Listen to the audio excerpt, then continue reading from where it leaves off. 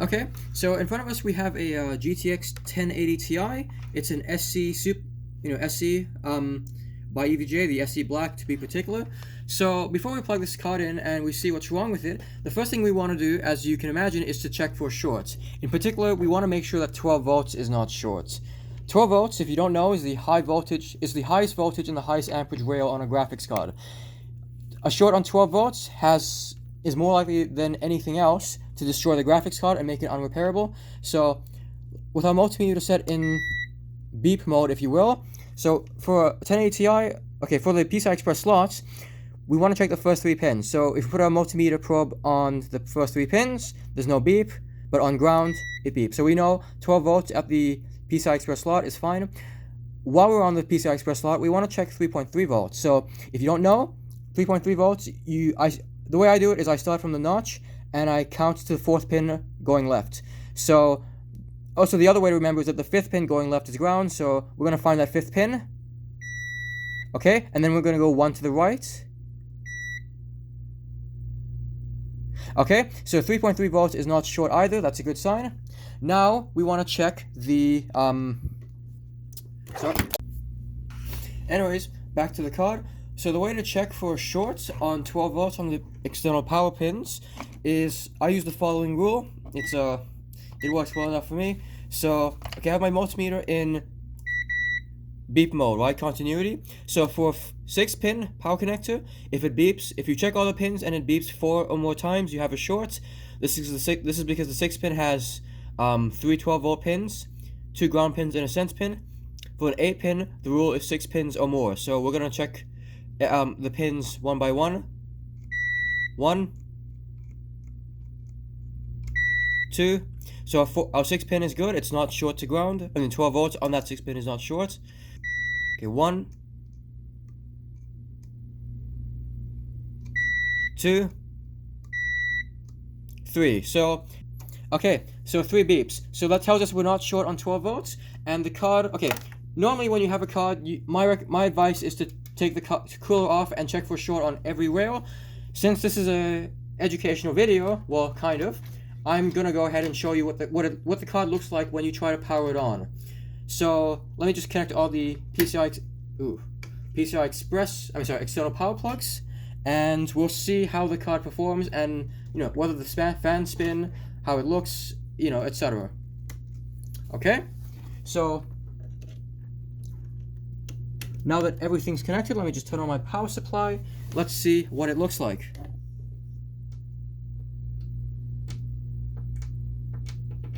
Okay, so the computer's on, and as you can see, the fans don't spin.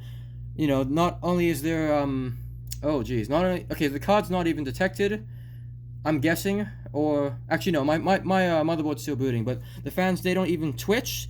This is not a good sign. I'm a little bit worried for this card's health at the moment. So, I'm on postcode B2 for boot, and it skipped it, which tells me that the card is not even detected. So, let me just turn this off very quickly. And we'll take the cooler apart and we'll do a more thorough analysis of what's wrong with this card. So we have our bare 1080 Ti without a cooler. Okay, so the point of this, now we want to check the resistances across all the major voltage rails. The first thing that I noticed at least is actually for this card, it's actually the GPU die itself. So you notice that it says K3 over here, right? If you don't know, the K whatever denotes the missing memory module and which part of the memory controller is disabled. So, in this case, so most 1080 Ti's are K1. K1 means that this memory module is missing. K2 means this is missing. K3, K4, hold on, wait a minute, no. Yes, K4, K5, K6, yes, anyways. So, this is the first time I've seen a K3. I was hoping that I'd get a K2, that would be great. I actually need one for one of my cards. But anyways, back to the actual card itself. So, we're missing all our, we're missing at least some of our voltage rails, given that the fans don't even try to start spinning. Or at least I think we are. Maybe, I might be wrong. So, let's look at the resistance across all the rails. So we want to first check 5 volts. So 1.3 kilo ohms, that's perfectly good. So this is 1.8 volts, we expect to see about 900 ohms. Yep, that's fine. Then we want to check the PEX rail, which is usually between 40 and 100. That's how I remember it at least. 63, that's fine. So actually, you know what, if you might see it below 40, it's still fine, you know, as long as it's not 0, you should be good.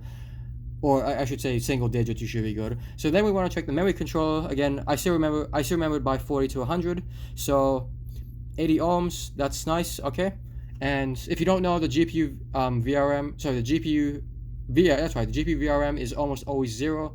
I mean, actually no, it is always 0. On Pascal GPUs, the resistance of the GPU relative to ground is extremely low. So you should expect to see less than an ohm on the GPU VRM, but if you see more than an ohm, don't think twice about it. It's probably just your probes. So, okay, so nothing seems short. All voltage rails look good. Let's actually turn the card on and see what we're missing. What the hell? Oh, okay, now it's on. So, going back to voltage mode. So, I mentioned in my 1080 Ti Strix video that I believe the order in which the voltage rails turn on is 5 volts. Actually, no, I didn't say I believed it. I said it was 5 volts, 1.8 volts, 1 volt, and then the GPU VRM and memory VRM together. I'm not that sure about the order anymore. I think on Strix, actually, mostly Asus cards, the memory VRM turns on right after 1.8 volts. However, for this card, I'm still going to take the guess that it's 5 volts, 1.8 volts, 1 volt, and then the GPU VRM and memory VRM together. Anyways, so let's just start. Actually, let's check the base voltages just to be sure there's nothing wrong. So, 12 volts on the 6-pin is 12 volts, like we hope. On the PCI Express slot, it's perfectly fine. On the 8-pin, yep, 12 volts, so that's good. We also want to check 3.3 volts, so you should be really careful when checking 3.3 volts. The capacitors for 3.3 volts are usually right next to the 12 volt capacitors. If you bridge the connections, you could do a lot of damage. So in this case, I'm going to have to be extra careful and try not to kill the card even further.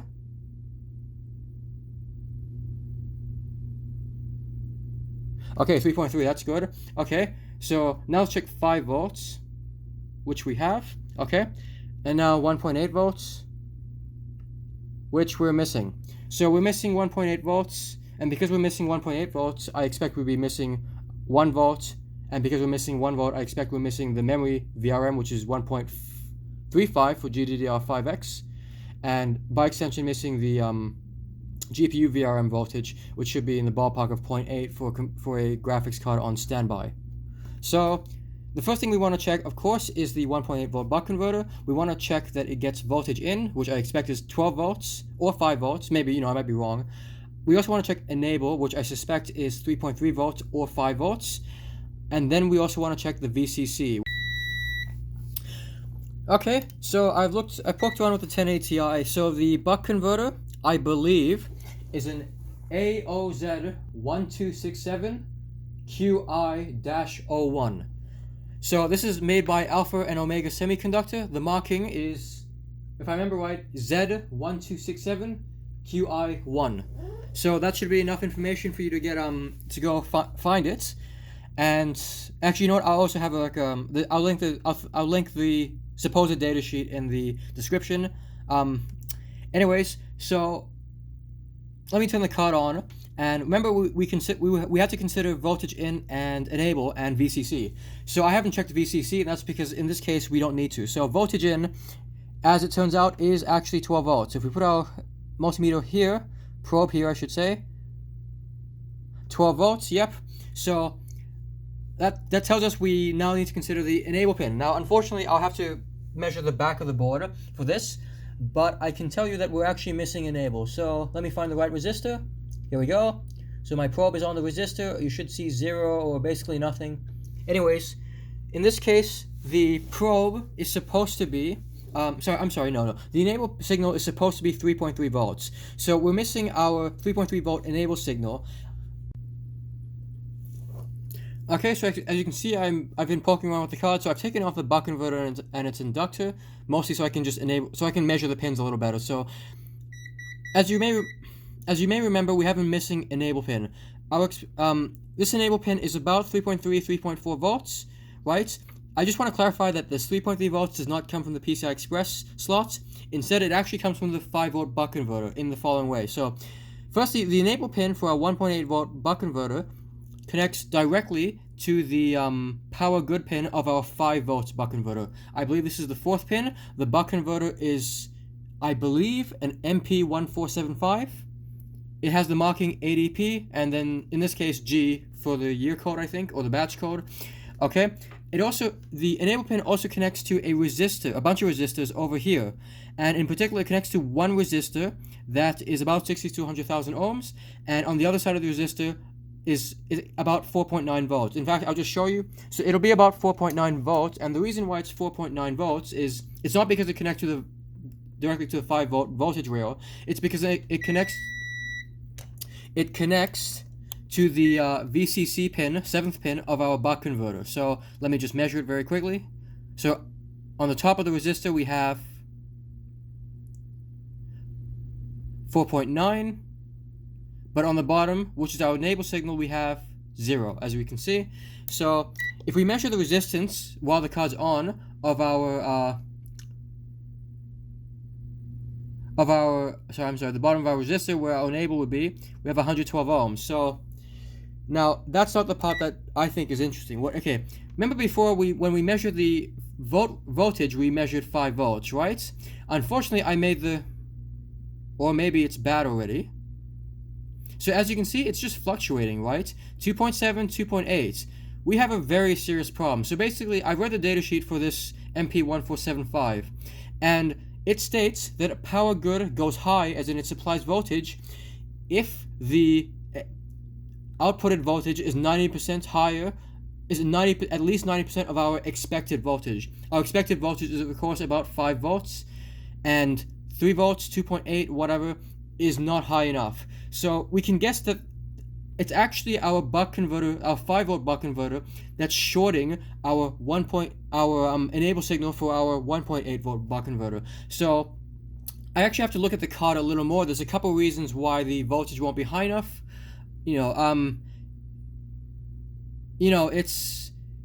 I'll be honest, my first guess, I'm actually just hoping it's a bad buck converter, because I can take it off, put it on, say, hey, look, the card works, but it also could be a little more serious. In particular, we want to pay attention to the feedback circuits, and also the bootstrap. Those are the two ones that come to mind. There might be something else, but I'll have to, like I said, I'll have to actually check the stuff around our 5 volt buck converter to see if there's anything that's clearly bad. Okay, so I checked the bootstrap and the feedback circuits. In comparison to the the typical application circuit on the datasheet for MP1475, which is our 5 volt buck converter, I'm pretty sure now. I got the same. Okay, for the bootstrap, I got the same resistance on the resistor, 20 ohms. The capacitance, I got 83 nanofarads for the capacitor, but I don't trust my multimeter. For the feedback circuit, I got 16,000 ohms, 6,500 ohms, and 7,500 ohms. This differs to the data sheets, the suggested application circuit for the data sheets. But at this, again, I don't think that's a problem. Also, we're missing the capacitor, but again, I think that's just common on EVGA cards. So I went ahead and assumed that the buck converter was bad. So let's turn on the card and let's see if anything changes. I forgot to mention in the previous clip that I actually changed the 5 volt buck converter after assuming it was bad. So when I take a voltage reading in a moment, it'll be with the brand new 5 volt buck converter. Okay, checking our 5 volt inductor. We have 5 volts. So before we had 3 volts, signifying a possibly degrading buck converter. Now we have 5 volts, so we know for sure that old buck converter was bad. You also remember that we checked the enable signal, which actually is can be found on the bottom of a resistor here. So before we had 0 volts, right? And we knew it was connected to the P good pin, which is the 4th pin on our 5 volt buck converter. Well, if we check that resistor now, 3.4 volts. So we now definitively know why we didn't have enable before, and that's because we had a faulty buck converter. So also, I want to mention one more thing. When you saw me measure the voltage, even now and earlier, you notice that I measured it on this side, right? For future reference, sometimes when you measure voltage across an inductor, you can find that it's different on one side than it is on the other. I suspect that before we may have had less than 4.5 volts on the other side of the inductor, and the reason why I suspect that is because according to the datasheet, our 5-volt buck converter will short its P good signal, which is also the enable signal for 1.8 volts, if it detects that the outputted voltage is less than 4.5, less than 90% of its expected voltage, which in this case is 4.5 volts or less. So in either case, though, it was a bad buck converter. So I'll put the 1.8 volt buck converter back on, as well as the inductor and the transistor I took off, and we'll see if the card is otherwise fine. Okay, so as you can see, I've reinstalled the inductor, the buck converter, and as you won't be able to see, I've put back the transistor that I took off for testing purposes. So let's turn the computer on and start the card and see if it works. So checking voltages in order: 5 volts, 1.8. Actually, we actually have an image. Oh wait, no, it'll come up in a moment. Give it a second. There we go. So yeah, so the card works. So all the voltages should be present, but let's just check them anyways. 1 volt, yep. Memory should be 1.35-ish, 1.37, that's fine. And V-core should be 800 millivolts. Okay, 700 is fine. It's a standby voltage, it's good enough. So yeah, we seemingly have a working card. I of course have to put the cooler back on and stress test it. But in this case, it seems like the only actual problem with the card was our 5-volt buck converter.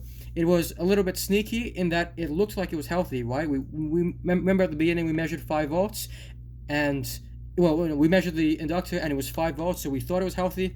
Well, as it turns out, it just hadn't degraded far enough that we could notice it was bad. So yeah, I'll put the cooler back on and we'll stress test it. Okay, so as you can see, we have our 1080 Ti running. So it's been running a game for roughly an hour and a half now. Well, not an hour and a half. I mean, a little over an hour, I should say. And everything seems stable. There's no instability. Everything looks good in GPU-Z. So I have to ask that you maybe consider liking and subscribing to my channel. Every one of these video cards that I fix, I have to buy them one by one. I have to buy them broken, and as you can imagine, I take a risk every time I buy a broken graphics card. If I had a few more viewers and subscribers, I could probably start using the I could monetize my channel and start using, say, the ad revenue to start buying more cards, make more videos, and ideally even buy more popular and or expensive cards like RTX 2070 Supers, 2080s, and whatnot. So if you want to see more content and you want to help support the channel, like and subscribe. Otherwise, thank you for watching this video. I hope you learned something, and I'll hopefully see you in the next one.